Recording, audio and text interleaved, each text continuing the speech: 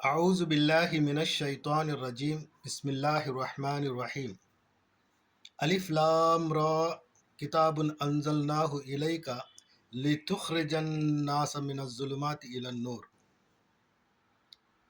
అల్లాహ్ సుబ్హానహు తాలా ఈ వాక్యంలో ఏమని తెలియచేస్తున్నాడంటే, ఓ ప్రవక్త ముహమ్మద్ సల్లల్లాహు అలీ వసల్లం, మేము ఈ గ్రంథాన్ని మీ వైపు అవతరింపజేశాము. ఎందుకంటే ప్రజలను, మానవులను అంధకారంలో నుంచి వెలికితీసి జ్ఞాన కాంతి వైపు తీసుకురావడానికి మేము ఈ గ్రంథాన్ని మీ వైపు అవతరింపజేశాము.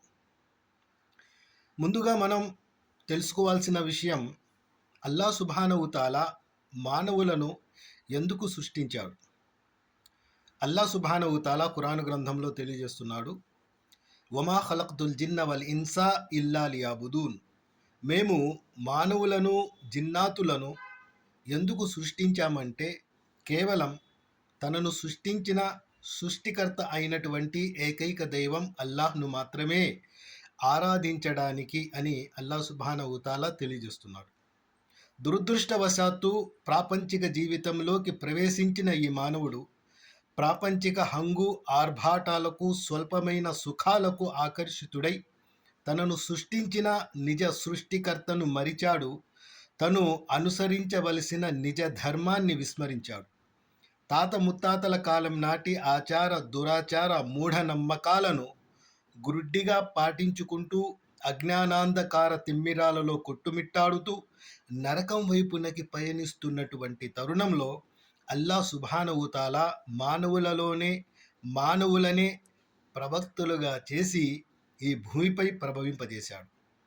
అలా ప్రవక్తల పరంపరలో వచ్చినటువంటి అంతిమ దైవ ప్రవక్త, కారుణ్యమూర్తి, హృదయాల విజేత జనాబె ముహమ్మద్ రసూలుల్లాహ్ సల్లల్లాహు అలీ వసల్లం వారిపై ఈ ఖురాను గ్రంథాన్ని అవతరింపజేయటం జరిగింది.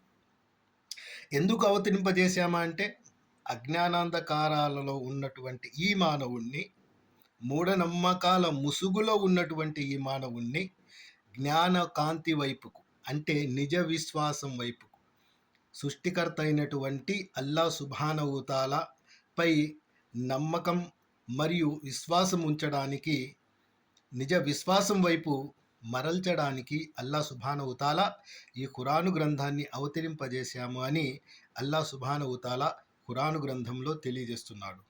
అల్లాహ్ సుబ్హానహు తాలా తెలియజేస్తున్నాడు, మేము ఈ ఖురాను గ్రంథాన్ని రమజాను మాసంలో అవతరింపజేశాము. ఇది మానవులందరికీ మార్గదర్శకత్వం, రుజుమార్గాన్ని చూపిస్తుందని అల్లాహ్ సుబ్హానహు తాలా ఖురాను గ్రంథంలో తెలియజేస్తున్నాడు. కావున సోదరులారా, ఒకసారి ఖురాను గ్రంథాన్ని చదవండి, అర్థం చేసుకోండి, దాని ప్రకారం జీవితాన్ని మలుచుకోండి. అల్హమ్దులిల్లా, ఇహ పరలోకాలలో సాఫల్యం జరుగుతుంది. సుబ్హాన్